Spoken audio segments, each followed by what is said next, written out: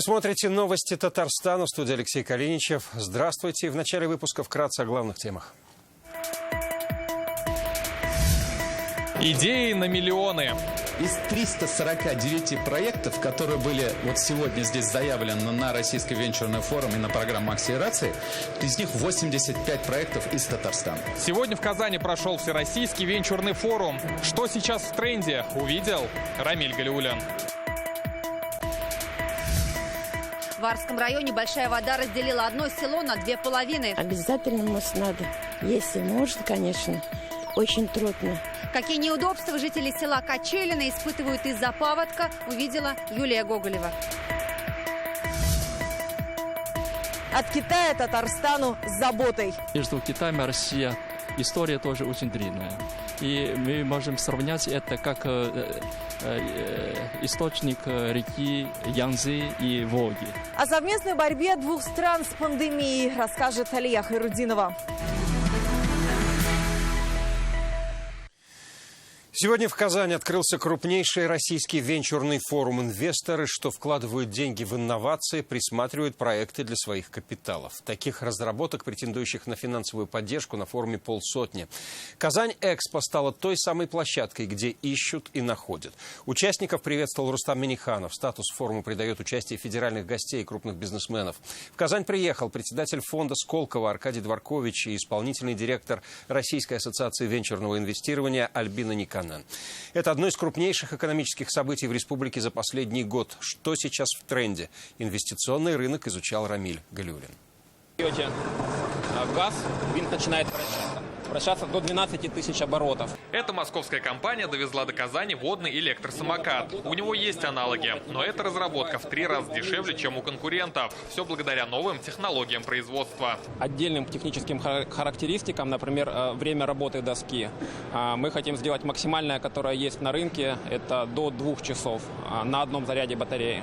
При этом батарея восстанавливается полностью до 100% за 1 час. Есть на рынке такие. Это и есть. Чем вы отличаетесь от них? Этот и другие проекты представлены на площадках. Осмотрел Рустам Минниханов и федеральные гости Аркадий Дворкович и Альбина Никонен. Здесь, соответственно, при демонстрации технологий до полной реальности, как это, в принципе, работает. Эта разработка прилетела из-за океана. Айтишники из Нью-Йорка презентовали домашнего виртуального репетитора. Скачивая приложение, родители открывают новые возможности в учебе. У нас проект Magic Kids, мы делаем замену домашнего репетитора навсегда. Используя технологии до полной реальности как средство визуализации и искусственного интеллекта как, скажем так, мозг приложения. Немало разработок и из Татарстана. Так специалисты КНИТУ предложили новую технологию переработки березовой коры в биологически активное вещество – бетулин. Область применения самая разная – от пищевой промышленности до парфюмерии. Если, значит, чистый, очищенный, который применяется в медицинской промышленности, пищевой, то там до $1500 идет за грамм даже уже. А еще умная бытовая техника, биоразлагаемая посуда, приложение для прохождения ДНК-теста и многое другое. Проекты российских и зарубежных компаний. Это своего рода инновационные смотрины. Сюда попали полсотни проектов, ну а после встреч с экспертами и инвесторами будут отобраны 16 счастливчиков. Они и получат инвестиции на реализацию и развитие проекта. Форум должен был пройти еще в прошлом году, но из-за локдауна его отменили. Как отметили эксперты, сегодня площадка Российского венчурного форума позволяет определить будущее постковидной экономики. Времена непростые, тем более вот прошлый год он был такой очень напряженный. Сегодня это напряжение есть. Вот в таком формате работать это уже совершенно другая атмосфера и как бы другое понимание. Мы соскучились по общению. Среди других регионов Татарстан занимает лидирующее место, поскольку очень быстро реагирует на современные вызовы, на тренды, которые нам предъявляет мировая экономика. Одна из первых самых успешных инвестиций венчурных совместно была нашего фонда с правительством Татарстана в компанию «Авернот» 15 лет назад. Как раз так, что это один из примеров того, как может работать частный бизнес и государство. Есть очень серьезные изменения по качеству тех проектов, которые сегодня финансировались. То есть, естественно, на первом месте это те проекты, это маркетплейсы, это финансовые технологии. Эксперты говорят, интересных разработок много. Каждая вторая из сферы IT. Как звучит на пленарной сессии, российскому венчурному рынку есть куда расти.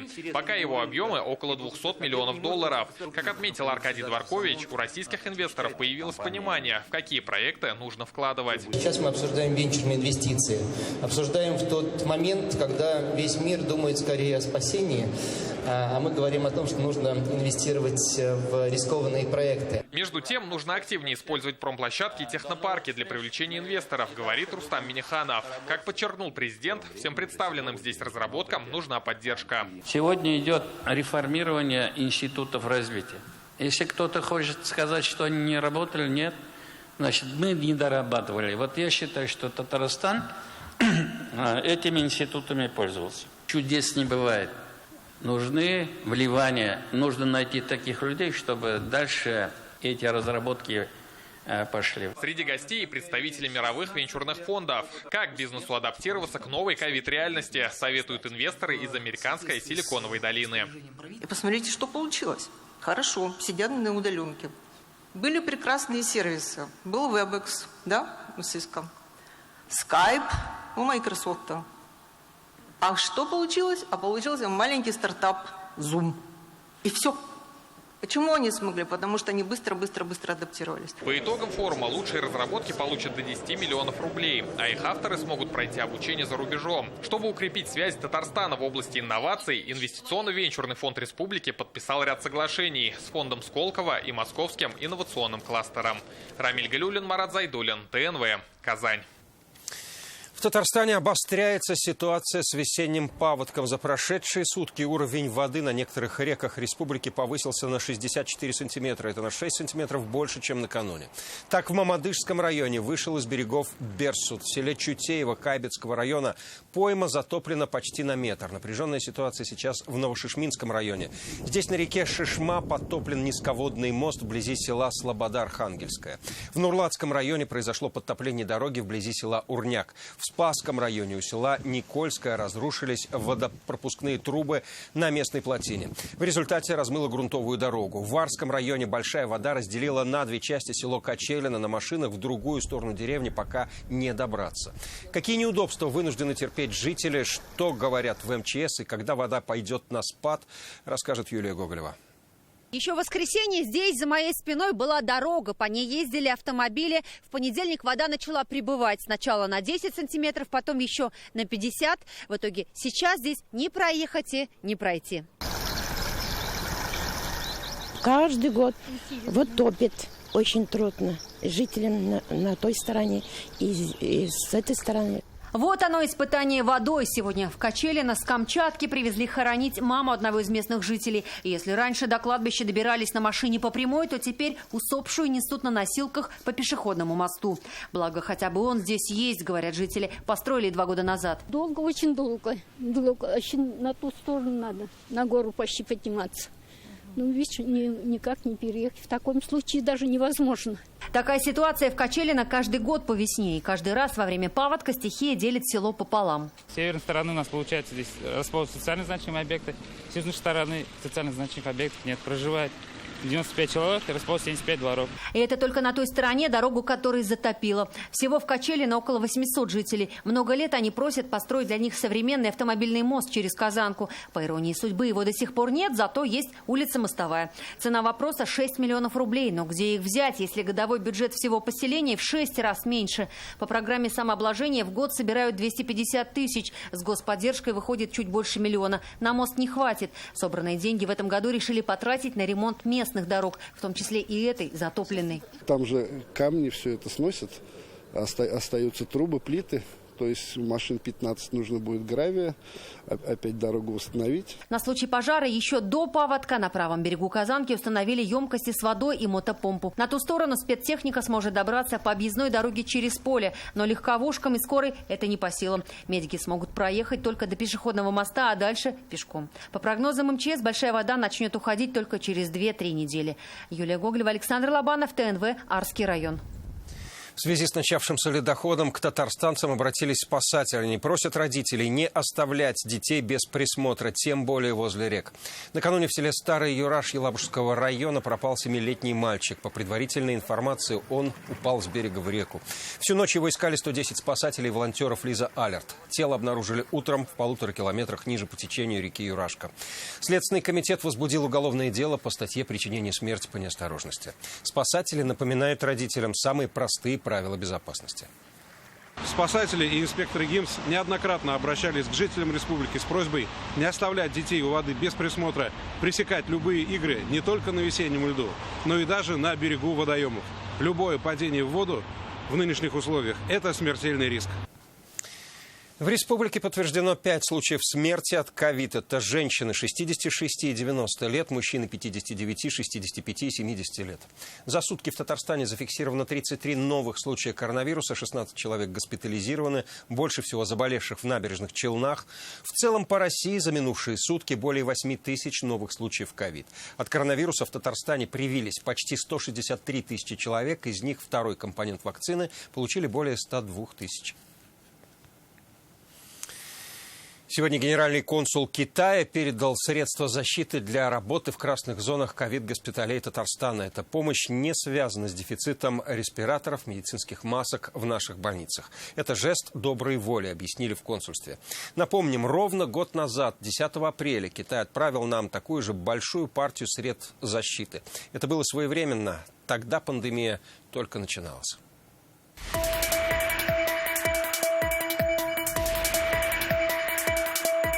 У нас говорят, что не дорого сам подарок, а дорого внимание.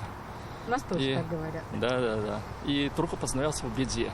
Наши совместные усилия, я думаю, помогут нам победить эту пандемию. Так началась встреча представителей Минздрава и генконсула Китая. 810 защитных костюмов, 960 медицинских респираторов и 480 специальных очков. Все это подарок из Поднебесной врачам республики. С Китая и Россия на международной арене тоже очень тесно взаимодействует. Вместе мы боремся не только с коронавирусом, но и с политическим вирусом. Буквально вчера эти средства защиты только-только прилетели в Татарстан, а сегодня они уже направляются в Челнинскую инфекционную больницу. К слову, такая помощь от Китая не первая. Ровно год назад на территорию Татарстана приземлился целый самолет.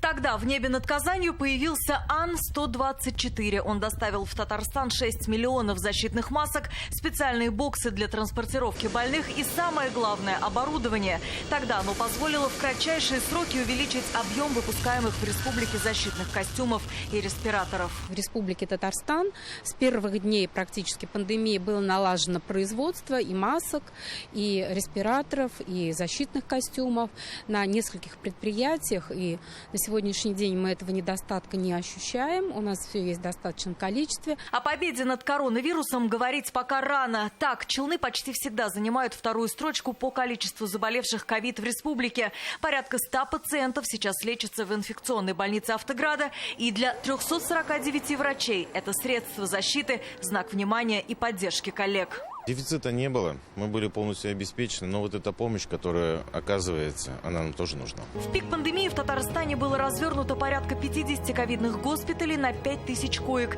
Сейчас их количество снизилось до 2000. И какая бы волна ни накрыла республику, с такими друзьями намного надежнее. Алия Хайрудинова, Алмаз Зиединов, ТНВ, Казань. Как будем праздновать День Победы в этом году и на каких площадках пройдут торжества? Подробности читайте в интернет-газете «Реальное время».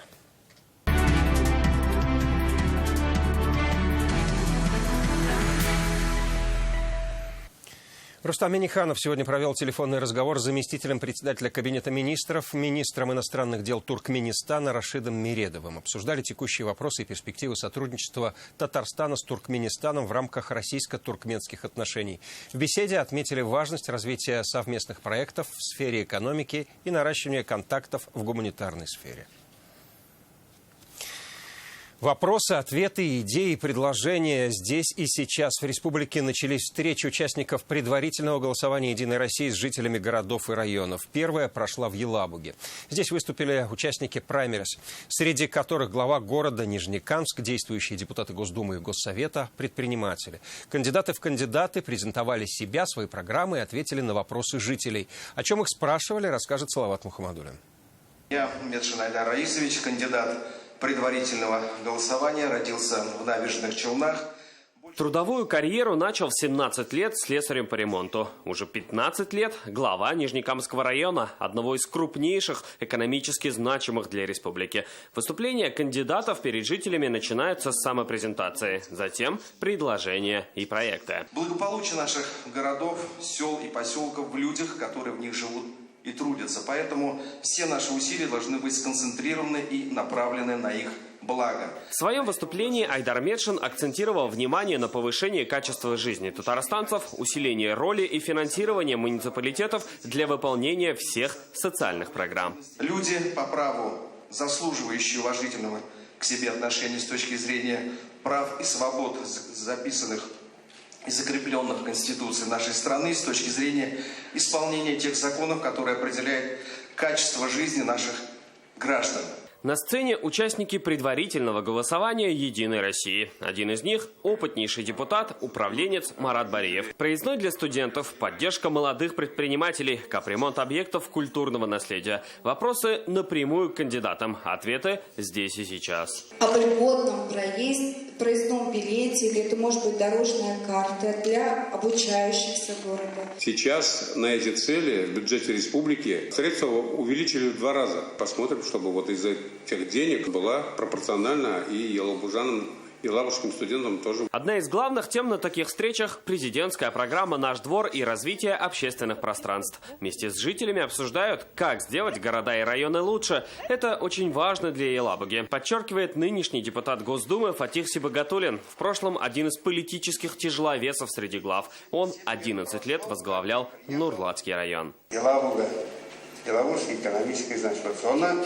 И город растет, и хорошеет, и, как говорится, много открывается рабочие места, производство, повышенные заработные платы, иностранные инвестиции. Это только первая встреча участников предварительного голосования с жителями. На ней также выступили Илья Вольфсон, Асхат Гарифуллин и Геннадий Глушков. Такие прямые диалоги будут проходить в городах и районах республики. Идеи и предложения лягут в основу предвыборной народной программы «Единой России». Одно дело картинка, и там можно наговорить, наобещать все что угодно. И совсем другое, когда ты приходишь в аудиторию, где люди к тебе обращаются с конкретными, живыми, часто очень актуальными, иногда даже кричащими проблемами. И здесь уже тогда реально можно увидеть, кто чего стоит. Такие встречи пройдут по всей республике и завершатся в мае. А уже с 24 по 30 состоятся голосования за кандидатов. После определится список на выборы в Госдуму от партии «Единая Россия». Салават Мухаммадуллин и Шатаюпов, Рамиль Закиев, ТНВ, Елабуга. На участие в предварительном голосовании «Единой России» сегодня подал документы депутат Госдумы России Ирик Богуславский. Он подчеркнул, что намерен защищать интересы республики на федеральном уровне. На праймерис заявился и казанский предприниматель Кирилл Миняев. Участник федерального проекта «Политстартап» рассказал, что у него уже есть идеи новых законопроектов. На сегодня в региональный оргкомитет заявление подали 61 человек. У нас, наверное, самые положительные сдвиги из всех, скажем так, одни из лучших успехов в России. Поэтому будем продолжать отстаивать интересы наших граждан. У меня есть планы на работу с предпринимателями, а именно с самозанятыми. Потому что это явление новое для нашей страны и для нашей экономики в целом. Ильсур Медшин провел свой первый прямой эфир в Инстаграм. Он ответил на вопросы жителей. Трансляция длилась почти час. Мэр города обсудил с казанцами ремонт дорог, качество уборки снега, капремонт жилья и дворов. Также он рассказал о планах проектирования новых школ, развития парков и скверов. В Казани, по его словам, не хватает более 30 тысяч школьных мест. Также одним из главных проектов сейчас для мэрии остается строительство Вознесенского тракта и дороги дублера Горьковского шоссе. Много вопросов остается по ливневкам, тем более в период половодья тема обостряется. Это как российский футбол, казанские ливневки, они принято ругать везде и всегда. Хочу сказать, что ливневки отсутствуют на целых улицах на сегодняшний день. Недавно построили на Максимова, братьев Баталовых, Даурской, Подлужной, Магистральной, Технической. Новая дорога БКК полностью с ливневкой, но это, я вам хочу сказать, это миллиарды рублей. Эти вопросы требуют решения. Мы их системно решаем. В Казани на сегодняшний день ливневок почти 430 километров. Объем средств на соцвыплаты для семей с детьми в этом году увеличен на 11%. Это порядка 16 миллиардов рублей из бюджета Татарстана. Об этом сообщила на пресс-конференции Эльмира Зарипова. По словам руководителя Минсоцзащиты, 35% людей с доходами ниже прожиточного минимума – это многодетные семьи. И теперь каждый третий рубль бюджета из социальных расходов республики будет направлен на их поддержку. Это было и остается приоритетным направлением работы, сказала министр.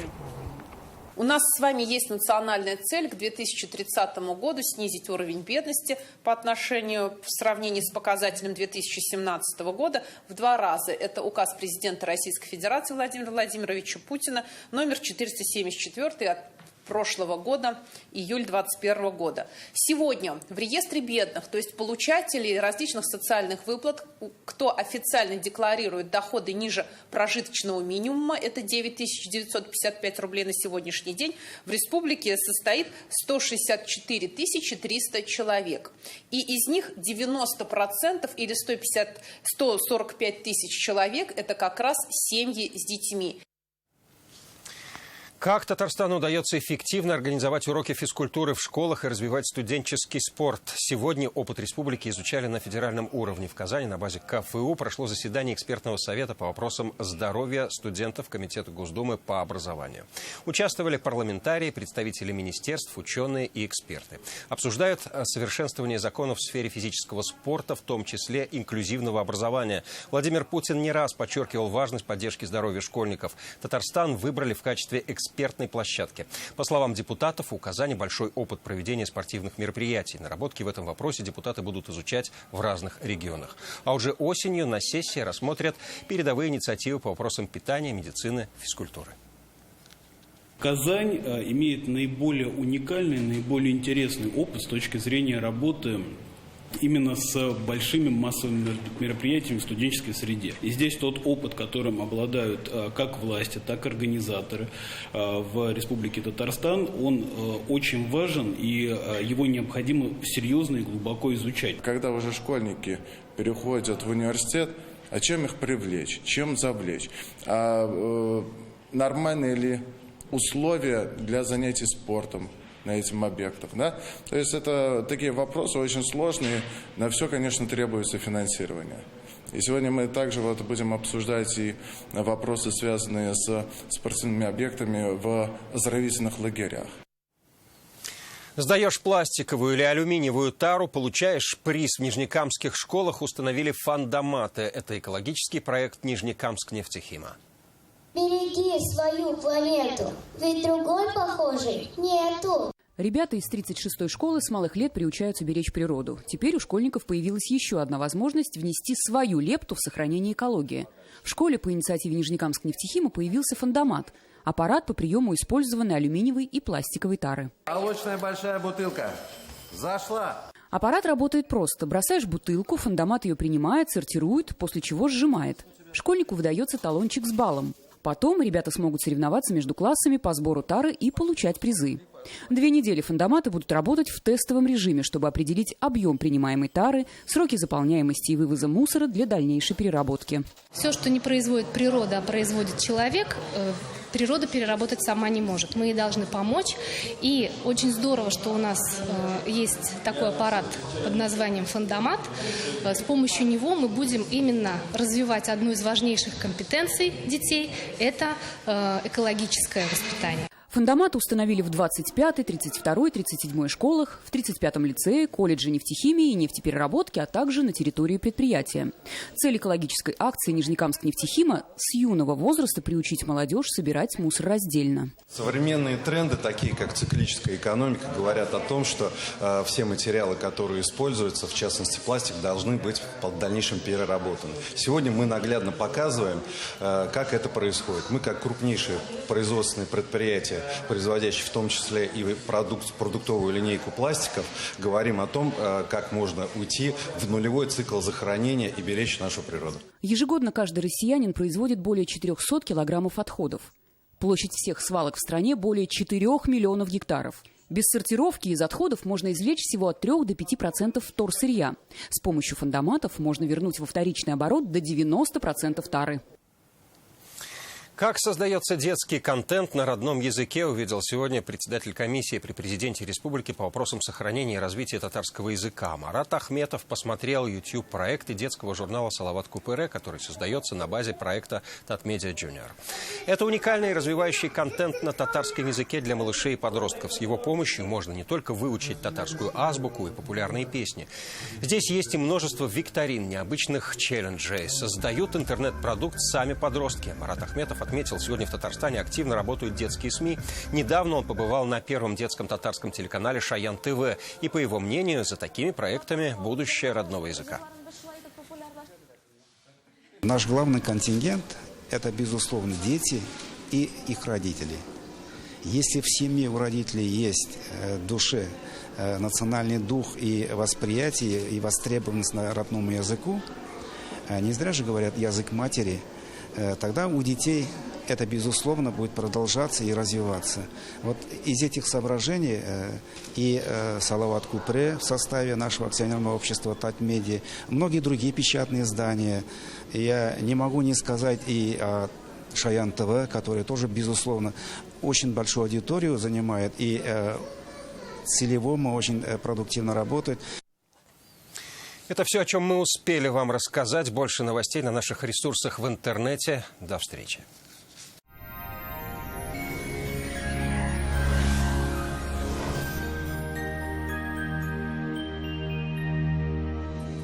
В студии София Егорова. Здравствуйте.